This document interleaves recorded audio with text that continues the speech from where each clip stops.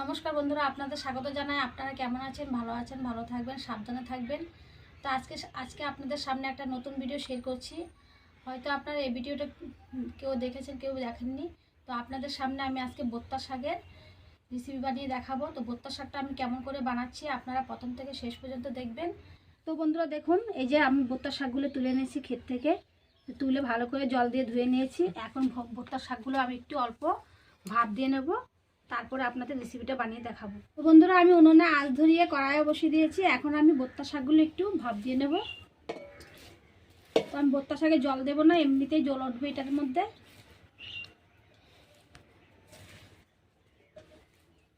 বন্ধুরা আমি কড়াইয়ের মধ্যে দিয়ে দিয়েছি বোত্তা শাকগুলো। এখন আমি এই গামলাটা দিয়ে ঢেকে দিচ্ছি, আপনাদের দেখাবো সিদ্ধ হওয়ার পরে। বন্ধুরা দেখুন, আমার বোত্তা শাকটা একটু ভাপ হয়ে গেছে। প্রায় বেশি আমি সিদ্ধ করিনি, হালকা সিদ্ধ করেছি। আমার কাঁচা ভাতটা চলে গেছে, হালকা ভাপ দিয়ে ফেলেছি। এখন আমি নামিয়ে ফেলবো। বন্ধুরা দেখুন, আমি ভাপ যে দিয়েছি, কতগুলো জল উঠেছে। এই জলটা আমি ফেলে একটু ঠান্ডা হলে মিক্সির মধ্যে আমি পেস্ট করে নিয়ে আসবো, তারপরে আপনাদের রেসিপিটা বানিয়ে দেখাবো। দেখুন বন্ধুরা, আমি বোত্তা শাকগুলো ভাপিয়ে মিক্সির মধ্যে পেস্ট করে নিয়ে আসলাম। এখন আমি এখান ভাগের এক ভাগ তুলে নেব এই বাটিটার মধ্যে। 4 ভাগের 1 ভাগ রেখে দিয়েছি। এখন আমি এই পেস্টের মধ্যে মিশিয়ে দেব বেসন। এখানে আমি 4 থেকে 5 চামচ বেসন নিয়েছি। আমি যতটুকু পরিমাণ লাগে সেটাই দেব।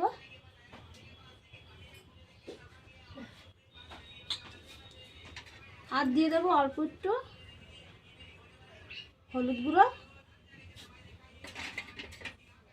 আর দিয়ে দেবো স্বাদ অনুসারে লবণ। এই দেখুন, আমি এখানে রসুন বাটা রেখেছি, দিয়ে দেবো অল্প একটু রসুন বাটা। আর দিয়ে দেবো 1 চামচ লঙ্কা বাটা, মিশিয়ে নেব।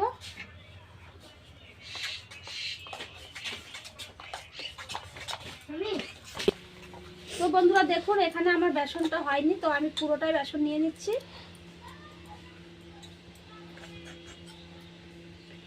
তো আপনাদের আজকে আমি বোত্তা শাক দিয়ে বেসন পনির বানিয়ে দেখাবো। একবার বোত্তা শাকের আর বেসন দিয়ে পনির বানিয়ে খেয়ে দেখেন কেমন লাগে।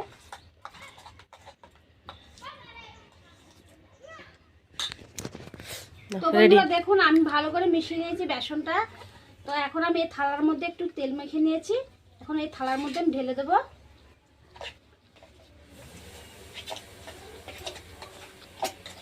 এই স্ট্যান্ডটা, এই যে জল গরম করতে বসিয়েছি, এই স্ট্যান্ডটা জলের মধ্যে বসিয়ে দেবো। এটা আমি ভালো করে ছড়িয়ে নেব। তো বন্ধুরা আমি এই থালাটা বসিয়ে দিচ্ছি এই স্ট্যান্ডের মধ্যে। এখন আমি একটা থালা দিয়ে চেপে ঢেকে দেব। এটা আমার প্রায় জমতে আমার 10 থেকে 15 মিনিট লাগবে। বন্ধুরা দেখুন, আমার বোত্তা শাকের হয়ে গেছে পনিরটা। এই দেখুন, এখন আমি নামিয়ে ফেলবো। ঠান্ডা হতে হতে আমি মশলাটা ভেজে নেব। আমার বোত্তা শাকের পনিরটা আমার ঠান্ডা হয়ে গেছে। এখন আমি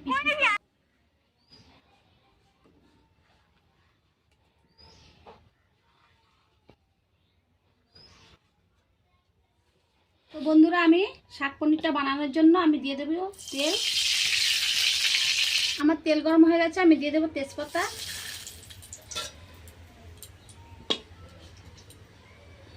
দিয়ে দেব সাদা জিরে, দিয়ে দেবো আমি পেঁয়াজ কুচি,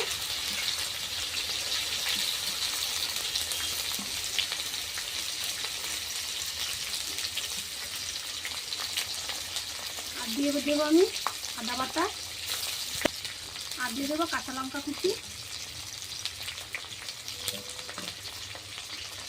আর দিয়ে দেবো আমি হলুদ গুঁড়ো। আর দুটো খাইলে আমি লবণ দিয়ে দিচ্ছি, পেঁয়াজগুলিও গলে যাবে। এখন ভালো করে আমি হালকা ভেজে নেব। আর ভাজার সময় আপনারা পুরো মিডিয়াম আঁচ দিয়ে ভাজবেন, তাহলে পেঁয়াজগুলো পুড়বে না। আদা ভাজা হয়ে গেছে, আমি দিয়ে দেবো এখন টমেটোর পেস্ট।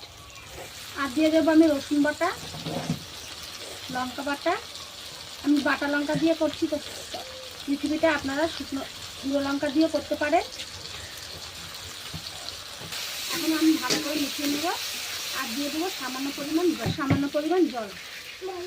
এখন ভালো করে আমি মশলাগুলি ভেজে নেব। দেখুন বন্ধুরা, আমার মশলাগুলি পুরো ভাজা ভাজা হয়ে গেছে, পেঁয়াজগুলিও গলে গেছে। তো আমি এখন দিয়ে দেবো এই যে আমি ভর্তা শাকের পেস্টটা রেখেছিলাম, এটা আমি দিয়ে দেবো।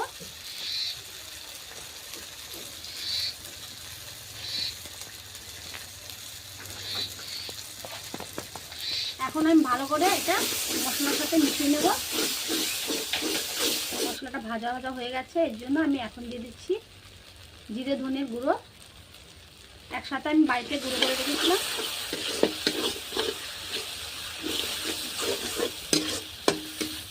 এখন আমি মশলাটা জিরে ধনিয়ার গুঁড়োটা মশলার সাথে একটু কষিয়ে নিয়ে তারপর আমি জলটা দিয়ে দেবো।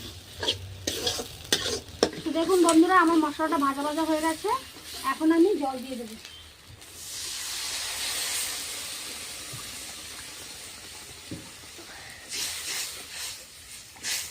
দেখুন বন্ধুরা, আমি ঝোলটা এই ঘনত্ব করেছি।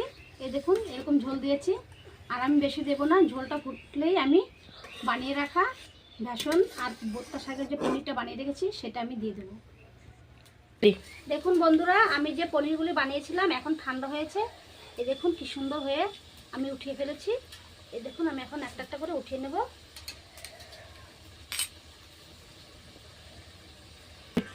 বন্ধুরা, আমার ঝোলটা ফুটন্ত হয়ে গেছে, এখন আমি সবগুলি পনির দিয়ে দেবো।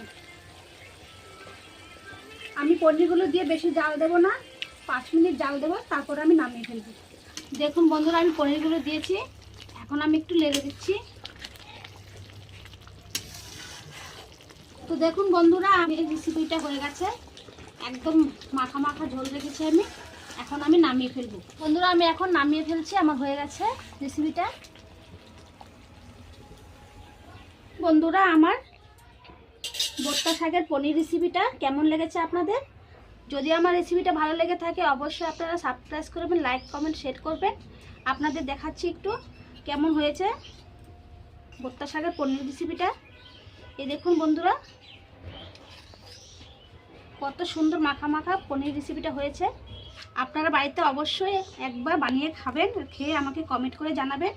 তো নিত্য নতুন রেসিপি দেখার জন্য আমার পাশে থাকবেন। আবার ফিরে আসবো একটা নতুন ভিডিওর সাথে। নমস্কার।